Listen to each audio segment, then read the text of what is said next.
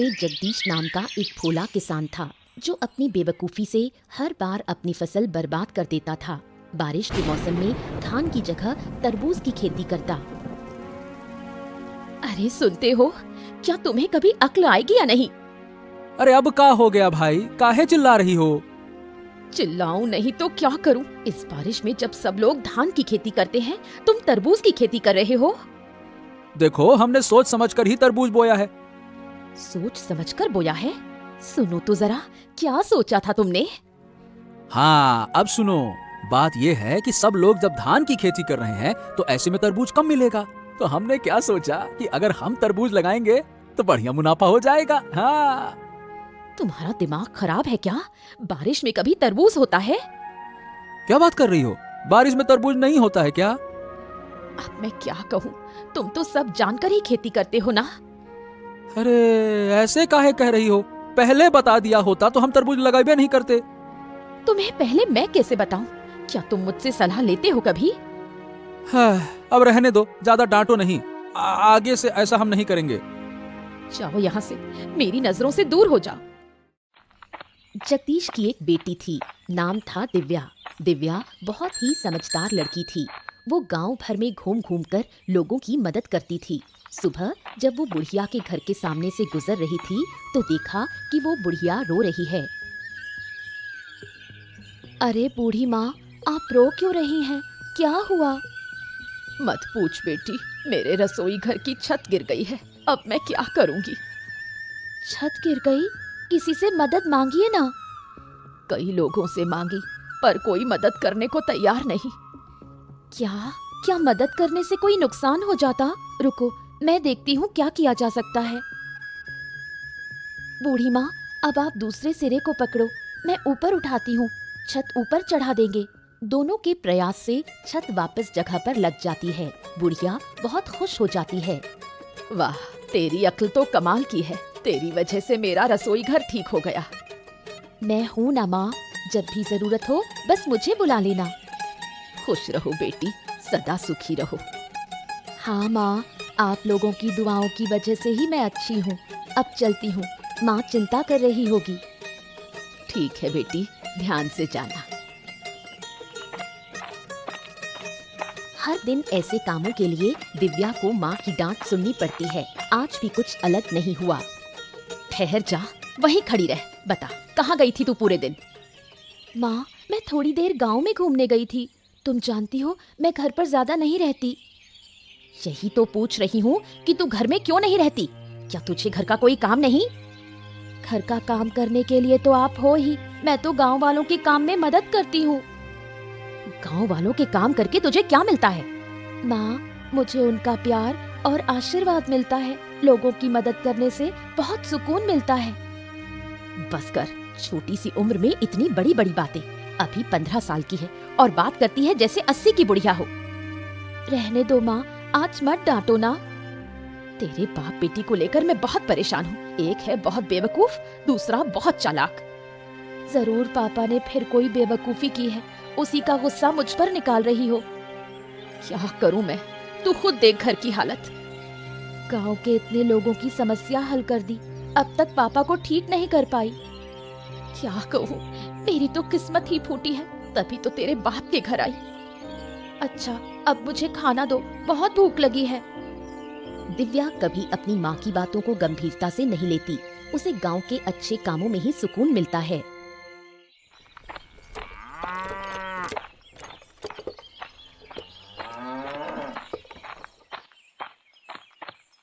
सुबह चंद्रकांत बाबू ने बुढ़िया को बुलाया, लेकिन वो नहीं आ पाई। इस बात को लेकर वो चिंतित थे। क्या हुआ बुढ़िया? मैंने तो तुझे सुबह बुलाया था ना, तू अब आ रही है? क्या मेरी बात की कोई कदर नहीं है क्या? ऐसी कोई बात नहीं बाबूजी, दरअसल मैं थोड़ी परेशानी में पड़ गई थी। परेशानी में? क्या हुआ था? मेरी रसोई की छत गिर गई थी, उसे ठीक करने में लगी रही। अच्छा, तो अब छत ठीक हो गई? हाँ हो गई। मैंने बहुतों से मदद मांगी, लेकिन किसी ने नहीं की। तो फिर तूने अकेले ठीक की? नहीं बाबूजी, मैं अकेले नहीं कर पाई। जगदीश की बेटी ने मदद की। वही छोटी सी लड़की जो दिन भर गांव में घूमती रहती है? हाँ बाबूजी, वो छोटी जरूर है लेकिन बहुत समझदार है। गांव के लोगों की बहुत मदद करती है। ऐसा है क्या? बिल्कुल, उसके जैसा कोई और बच्चा इस गांव में नहीं। अच्छा लगा सुनकर। कभी उसकी समझदारी की भी परीक्षा लूंगा मैं। जरूर देखिए, बच्ची बहुत तेज है। जहाँ भी जाती है समाधान लेकर ही लौटती है। बुढ़िया की बात सुनकर चंद्रकांत बाबू को ईर्ष्या होती है। उसे अपनी बेटी देवांशी दिव्या के सामने बहुत छोटी लगने लगती है।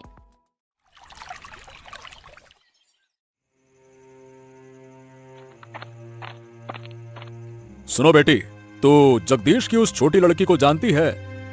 किसकी बात कर रहे हो? उस दिव्या की? हाँ हाँ हाँ हाँ, उसी लड़की की बात कर रहा हूँ। जानती है ना तू? हाँ, नाम और चेहरे से जानती हूँ, लेकिन कभी आमने सामने बात नहीं हुई। अरे बेटा, लोग कह रहे हैं कि वो बहुत ही समझदार है। पूरे गांव की समस्या वही लड़की हल करती फिरती है। क्या कह रहे हो पिताजी? ये कैसे हो सकता है? उसकी उम्र ही कितनी है? ऐसा है क्या? मुझे भी तो बड़ा अजीब ही लग रहा है, लेकिन जो कुछ लोगों से सुना है, अब देखो वो झूठ नहीं लगता। लोग उस लड़की की तारीफ कर रहे हैं। तारीफ कर रहे हैं कि क्या बात कर रही हो? ऐसा लग रहा है जैसे उसके गुणों का बखान कर रहे हैं। मैं भी देखना चाहती हूँ कि वो कितनी होशियार है। अब गरीब घर में जन्मी है, उसमें भला इतनी अकल आ कहां से गई? अगर वो मुझसे ज्यादा समझदार निकली तो उसे इस गांव में नहीं रहने दूंगी। इस गांव की सबसे समझदार लड़की सिर्फ मैं ही रहूंगी। ठीक है बेटी, अब देखो तुम गुस्सा मत करो। मैं देखता हूँ क्या किया जा सकता है। चंद्रकांत बाबू सोच में पड़ जाते हैं कैसे दिव्या को इस गांव से बाहर निकाला जाए। 2 दिन बाद की बात है। देवांशी गांव में घूमते हुए तालाब के किनारे दिव्या को खड़ा देखती है। उसके मन में एक शैतानी योजना आती है। अरे, तुम दिव्या हो ना, जगदीश काका की बेटी? हाँ, मेरे पापा का नाम जगदीश है। तुम कौन हो? ओहो, तुम मुझे पहचानती नहीं? मैं चंद्रकांत बाबू की बेटी हूँ। ओह, तुम चंद्रकांत बाबू की बेटी हो। तुम्हारे बारे में बहुत सुना है, लेकिन कभी देखा नहीं। देखोगी कैसे? मैं तो ज्यादा बाहर निकलती ही नहीं। तुम्हारे बारे में भी बहुत सुना है। तुमसे मिलकर बहुत अच्छा लगा। सुना है तुम बहुत समझदार हो। चलो बैठकर थोड़ी बात करते हैं। देवांशी दिव्या को तालाब के किनारे बैठने के लिए कहती है, फिर उसे धक्का देकर पानी में गिरा देती है और खुद नकली कोशिश करती है उसे बचाने की। उसके चेहरे पर शैतानी मुस्कान होती है। कोई है? मुझे बचाओ, मैं डूब रही हूँ। अरे, तुम गिर गई? कैसे? मुझे तो तैरना नहीं आता। दिव्या हाथ पांव मारती है और एक पेड़ की डाली पकड़कर खुद को बाहर निकालती है। तुम ठीक तो हो ना? हाँ, मैं ठीक हूँ। अब मैं घर जा रही हूँ।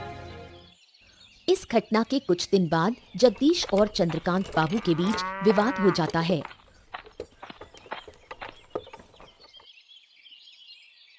क्या हाल है जगदीश? कैसे जा रहे हैं तुम्हारे दिन?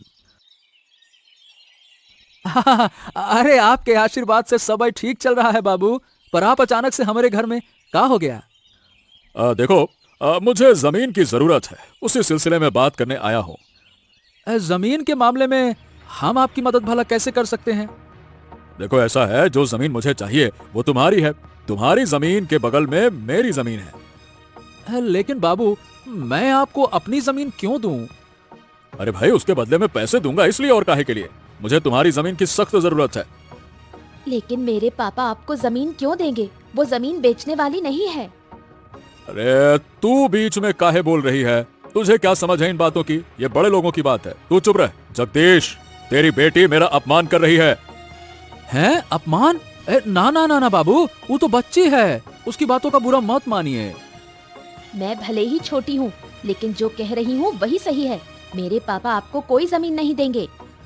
मैं तेरे घर खुद आया और तेरी बेटी ने मुझे अपमानित किया। इसका अंजाम तुझे भुगतना होगा। अरे, बाबू, जगदीश बाबू, आप नाराज मत होइए। देखिए, मेरी बात तो सुनिए तो। इतना अपमान सहकर मैं यहाँ खड़ा रहूं? तुम्हारी बात सुनो, मैं तुम लोगों को सबक सिखा कर रहूंगा। हाँ? चंद्रकांत बाबू के मन में दिव्या के खिलाफ बदला लेने की भावना जाग उठती है। तेरी वजह से चंद्रकांत बाबू को अपमान सहना पड़ा। मेरी बेटी ने ऐसा क्या गलत कहा? उसने तो सही बात ही कही। सही बात? अरे अकल के अंधों, अगर मैं जमीन दे देता तो कुछ पैसे मिल जाते, घर अच्छे से चलता। अब क्या जमीन का क्या करेंगे, चाटेंगे? माँ, पापा को जरा समझाओ ना। तुझे लगता है मैं समझा नहीं रही? उनकी समझ में कुछ आता है? चुप रहो तुम दोनों। तुम दोनों माँ बेटी मिलकर हमारा घर बर्बाद ही करके रहोगे लगता है। क्या कहा? मैं अपना घर खुद बर्बाद कर रही हूँ? और नहीं तो क्या, ऐसे अपशगुनी लड़की को घर में रखना चाहिए क्या? नहीं रखेंगे तो क्या करेंगे? घर से निकाल देंगे? अगर बेटी घर का भला नहीं चाहती है ना, तो उसे निकाल देना ही ठीक है। अगर मेरे होने से इतनी परेशानी है तो मैं ही घर छोड़कर जा रही हूँ। अरे हाँ हाँ, जा जा जा। वैसे भी तुझसे कोई काम वाम तो होता नहीं है, बस मुंह चलाती है पटर पटर पटर। अरे जा जा, चली जाएगी तो अच्छा ही रहेगा, जा। जगदीश की बातों से दुखी होकर दिव्या गांव छोड़ने का फैसला करती है। बेटी के जाने का दृश्य आरती सहन नहीं कर पाती। वो चुपचाप आंसू बहाती है। माँ, रो मत, मुझे बिल्कुल अच्छा नहीं लग रहा। तू हमें छोड़कर चली जाएगी और मैं रोऊंगी नहीं। क्या मुझे दर्द नहीं होता? अगर आपको सच में दर्द होता तो आप पापा को पहले ही सुधारती। तू जानती है तेरे पापा समझदार नहीं है, वो थोड़े भोले हैं। पापा भी जानते हैं कि वो भोले हैं, फिर भी मुझे क्यों डांटा? वो समझ नहीं पाए, तू बुरा मत मान। माँ, मैंने फैसला कर लिया है, मैं इस गांव में अब नहीं रहूंगी। हमें छोड़कर तू कहाँ जाएगी? कैसे रहेगी? क्या हमें तेरी चिंता नहीं होगी? चिंता का कोई फायदा नहीं माँ, मैं अपना रास्ता खुद बना लूंगी, मैं ठीक रहूंगी। मत जा बेटी, मत जा, मुझे छोड़कर मत जा, मैं तेरी माँ हूँ। एक दिन लौट कर आऊंगी माँ, और तेरे सारे दुख दूर कर दूंगी। तू आएगी तो मेरा दुख और बढ़ेगा, ये तू समझ नहीं पा रही। माँ, मैं जानती हूँ संतान को खोने का दर्द क्या होता है, लेकिन मुझे जाना ही होगा, मुझे मत रोको। सुन बेटी, मत जा, लौट आ। कई साल बीत जाते हैं। चंद्रकांत बाबू जगदीश को बेवकूफ बनाकर उसकी सारी जमीन धीरे धीरे हड़प लेते हैं। देखो जगदीश, अब तुम्हारे पास कोई जमीन बाकी नहीं बची है। तुम सारी जमीन हमें बेच चुके हो। अब क्या कहें बाबू, बेचते बेचते पूरी जमीन बिक गई, पता ही नहीं चला। अब हमारी जमीनें खत्म हो गई, क्या करें? अरे सुनो तो इसे, ऐसे कह रहा है जैसे पूरे गांव की जमीन ही दे दी हो इसने। अब जब सब कुछ बेचा ही दिया है तो आप फिर मेरे पास क्यों आए हैं? क्या सब कुछ? अरे भाई, क्या तुम सब कुछ का मतलब समझते हो? अरे बुड़बक, उस सब कुछ में तुम्हारा एक घर भी शामिल है। हैं? ये क्या कह रहे हैं बाबू? मैंने ये घर भी आपको बेच दिया क्या? मुझे तो ऐसा कुछ याद नहीं आ रहा। याद नहीं आ रहा? अरे जरा ध्यान से सोचो, आखिरी बार जब पैसे लिए थे ना, तब कुछ ज्यादा ही लिए थे। याद करो, याद आया ना? याद आया ना? हाँ हाँ, पैसे तो ज्यादा लिए थे, लेकिन जमीन भी तो आपको ज्यादा ही दी थी ना बाबू। हाँ, तो उसी जमीन में एक घर भी शामिल था, समझे? क्या बात कर रहे हैं? तो अभी घर हमको छोड़ना पड़ेगा? बिल्कुल, मैं अपनी जमीन पर तुम्हें क्यों रहने दूं? बिल्कुल नहीं रहने दे सकता। चलो। हैं? लेकिन हम ही घर छोड़ देंगे तो जाएंगे कहाँ बाबू? अरे कहाँ जाएंगे, हम क्या बताएं? अरे जाओ जहाँ जाना है, फालतू की बात ना करो मुझसे। लेकिन यह घर छोड़ना पड़ेगा तुम्हें, समझ गए? ठीक है बाबू, हमको कुछ दिन का समय दे दीजिए, फिर हम घर खाली कर देंगे। हाँ ठीक है, जल्दी खाली कर देना। जगदीश अब भी कुछ नहीं समझ पाया। चंद्रकांत बाबू उसे देखकर मन ही मन बहुत खुश होता है और उसे कुछ दिन का समय देता है। जगदीश गहरी सोच में पड़ जाता है। उनका अंतिम सहारा भी अब खत्म हो चुका है। मैंने तुम्हें बार बार कहा था उस चंद्रकांत बाबू के साथ मत घूमो, लेकिन तुमने मेरी एक भी बात नहीं मानी। अरे हमको क्या पता था? अरे गिन्नी, अगर पता होता तो मैं उसके साथ उठता बैठता क्या? तुमने नहीं समझा, ये ठीक है, लेकिन जब जब मैंने समझाने की कोशिश की, तुमने मुझे ही चुप करा दिया। अरे हमको कभी अंदाजा ही नहीं था कि हमारे साथ ऐसा हो जाएगा। तुम्हारी वजह से मैंने अपनी बेटी को खो दिया। वो तो शुरू से ही विरोध कर रही थी। हाँ, अब जाकर समझ में आ रहा है कि मेरी बिटिया सही कहती थी। मैंने नाहक उसे गलत समझा इतने साल। क्या करूं, मेरी अकल ही मारी गई थी। तुमने उसे घर से निकाल दिया, अब उसका पाप तुम्हें भुगतना पड़ रहा है। मैं और सजा भुगतने को तैयार हूँ। मेरी बेटी न जाने कहाँ होगी, किस हालत में होगी। मुझे माफ कर दो मेरी बेटी। अब रोकर क्या फायदा, सोचो अब आगे कहाँ जाएंगे। अरे अब तो कुछ सोचने की शक्ति ही नहीं रही, कहाँ जाएंगे, क्या करेंगे। तुम्हारे दिमाग में कभी कुछ चलता ही कब था। सारा झंझट मुझे ही सहना पड़ा है, अब मैं क्या करूं। चिंता मत करो गिन्नी, हम कुछ उपाय सोचते हैं। जगदीश और आरती का जीवन अब अनिश्चितता के अंधकार में डूब गया। दिव्या गांव लौटकर गांव के विकास के लिए प्रयास शुरू करती है। उसकी मुलाकात आनंद नाम के एक शिक्षित युवक से होती है। सुना है आप 2 दिन पहले गांव लौटी हैं और गांव के भले के लिए काम करना चाहती हैं। हाँ, आपने ठीक सुना। क्या आपको कोई आपत्ति है? अरे नहीं नहीं नहीं नहीं, कैसी बातें कर रही हैं। मैं तो खुद किसी ऐसे व्यक्ति की तलाश में था। फिर तो और भी अच्छा। दरअसल मैं भी काफी समय से गांव के विकास के लिए कुछ करना चाहता था। अब आपको पाकर अच्छा लग रहा है। अब मेरे पास एक साथी है, आपके साथ मिलकर मैं और भी अच्छा काम कर पाऊंगी। हाँ हाँ जी हाँ, मैं भी तो यही कहना चाहता था। आप तो काफी समझदार हैं। तो आपने गांव के लिए क्या योजना बनाई है? वैसे मैंने अभी तक कुछ तय नहीं किया है, पर सोच रहा था कि अनपढ़ किसानों को कृषि के बारे में जागरूक किया जाए। हाँ, ये तो बहुत अच्छा विचार है। मैं भी कुछ ऐसा ही सोच रही थी। क्यों ना गांव के शिक्षित लोगों को साथ लेकर एक संस्था बनाई जाए। अरे ये तो और भी अच्छा होगा। इससे हम किसानों को और अच्छे से समझा पाएंगे और हमारी संस्था भी आगे बढ़ेगी। तो फिर मैं गांव के शिक्षित लोगों को इकट्ठा करता हूँ फिर। हाँ हाँ, जरूर कीजिए। उसके बाद मुझसे संपर्क कीजिए, मैं संस्था की शुरुआत करती हूँ। कई साल बाद जब चंद्रकांत बाबू को दिव्या की वापसी की खबर मिलती है, वो बदले की आग में जल उठता है। अजय, गांव पर ठीक से नजर रख रहा है ना? हाँ बाबू, सब ठीक से देख रहा हूँ। फिर भी तू मुझे ये नहीं बता पाया कि जगदीश की बेटी गांव में संस्था बना रही है। खबर तो मेरे पास भी थी बाबू, सोचा था कि आज ही आपको बताऊंगा। अरे नालायक, इतनी देर कर दी, तब तक तो गांव वाले शिक्षित हो जाएंगे।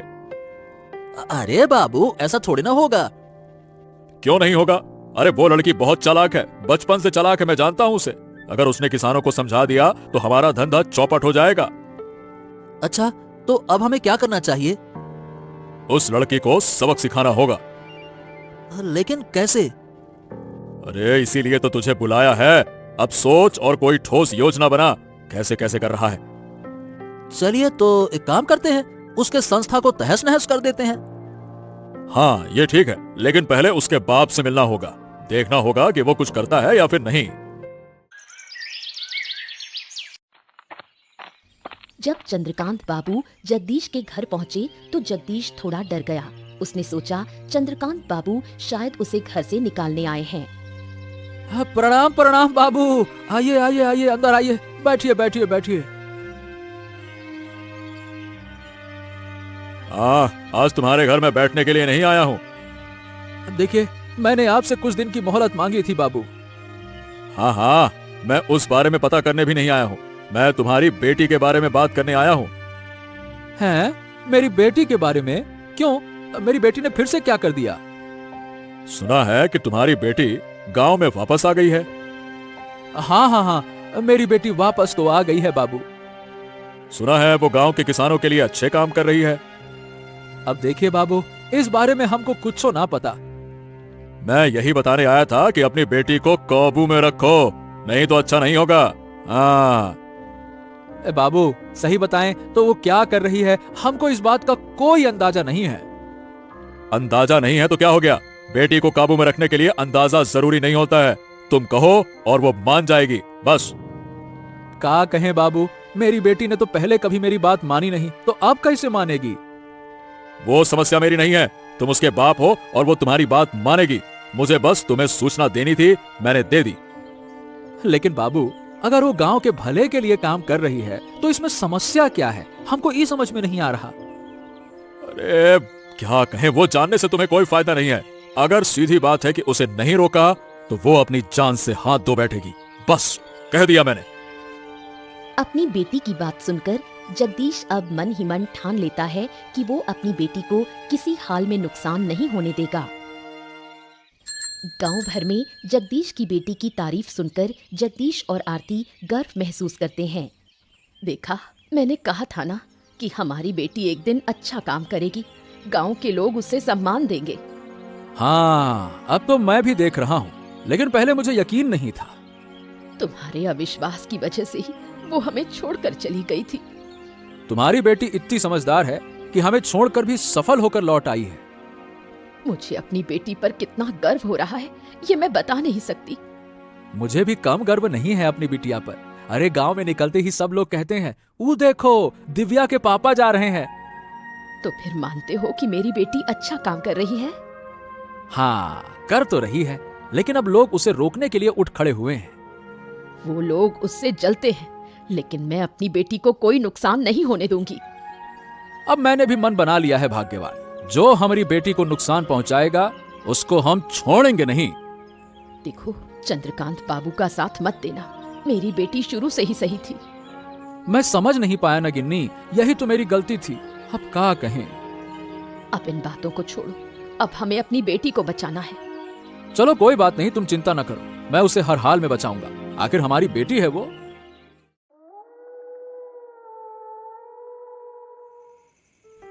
दूसरी ओर चंद्रकांत बाबू और अजय ने चालें चलनी शुरू की। सुन अजय, इस बार योजना मजबूत होनी चाहिए। वो लड़की बहुत चालाक है। सिर्फ चालाक नहीं, वो बहुत होशियार भी है। हम कुछ भी करें वो अपनी समझ से बच निकलती है। इसलिए तो कह रहा हूँ, इस बार सख्त तैयारी होगी। तो फिर बताइए बाबू, क्या किया जाए अब? पहले कुछ लोगों को इकट्ठा करो, फिर उसके संस्था को तोड़ डालो। तो चलिए बाबू, कल ही हमला करते हैं। हाँ, कल ही करना होगा, अब और देर नहीं की जा सकती। अगर गांव वाले बीच में आ गए तो उन्हें गांव से निकालने की धमकी देंगे। कोई और बीच में फिर नहीं आएगा। लेकिन उस लड़की के साथ हमारे गांव का आनंद भी है, उससे थोड़ा डर लगता है। लोग उसे बहुत मानते हैं। अगर आनंद बीच में आया ना तो उसे भी खत्म कर देंगे। ठीक है बाबू, ये हुई ना बात।